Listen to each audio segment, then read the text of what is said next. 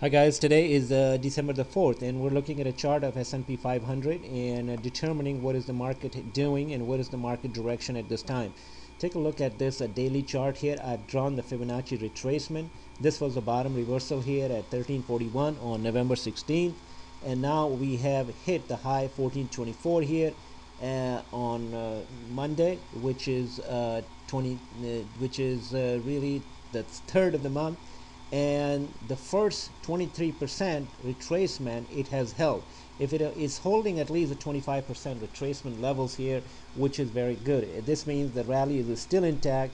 It can still come back down to the next stop on this could be 1392. Remember, this is 1404. That's the level we're looking at it, and the market closed at 1407, which is just a tad above that Fibonacci retracement. It went down there, touched it, and went back up here. But if this market has to drop or it has to go down, it probably will rest here about 1392 and find support here and reverse back. Even if we are in that first quadrant, 38%, the rally is still intact, and we can see this thing on a daily chart or a 5-minute chart. Today the market just went down here. It is also overbought. You can look at it here. Stochastic is about 91.82, so it's overbought readings on the stochastics. That is why the market is acting this way. Let's take a look at some of the other indexes here. RUT, and see where that RUT is. RUT is still sitting on that 50-day moving average after the gap and hasn't moved down here, and is overbought at these high stochastic readings. So the broad market is exactly the same way. And Dow Jones DJI, I'll touch that very quickly, and also is sitting on its 200-day moving average here.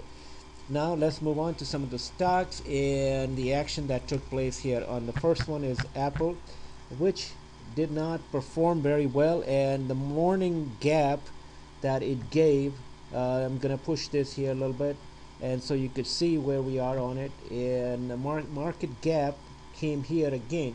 But let's take a look at it. Reversal here at 505, and then high 594, and then it retraced here almost 23%, which is it closed 572. That's why 572 is a great support level here on this stock. If it breaks down here, the next level would be 555, 59, and the rally is on this stock is still intact. It will still come back and attack that 200-day moving average up here.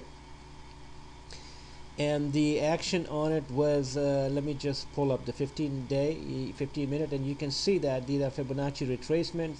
The market gapped down here. There was nothing you could do, and there was no trade, and it went straight down to 572. Recovered a little bit, came back, tested that 572 again, went up again, second time came down, and the third time it did not have time to finish it. Maybe it'll gap down here again, and tomorrow start going down, breaking this 572 levels. So that remains to be seen. We will have to see what the tomorrow will do. On some other stocks, let's move to GOOP, which is the other one, bellwether in the technology. GOOP hit that 50-day moving average and pulled back a little bit today to finish the day at 66.91. And there's a bottoming tail here, which shows me that the buyers came in and then took care of the stock and moved up higher. It is acting much better than the other stock, PCLN, and PCLN also is above that 50-day moving average 200. So when these stocks are above 50-day or 200-day moving average, they act much more differently than the stocks which are below the 200-day moving average. SSYS, this was another stock here on the radar. Take a look at it. What happened here? It went up 79 and then reversed heavily. It was a very strong reversal, and it's now below. It's almost touching that 50-day moving average. Maybe that will be another opportunity to buy it. It's working off its overbought conditions here.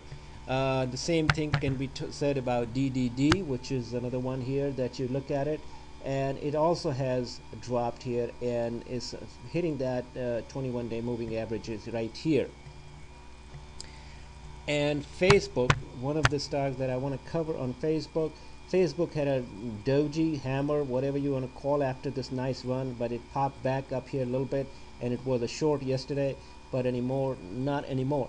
The headlines that are coming out of Washington are very disturbing to the market, and we just feel that this kind of a tape does not cannot perform. The market cannot perform really well, but if given all those conditions, the market is still doing very well.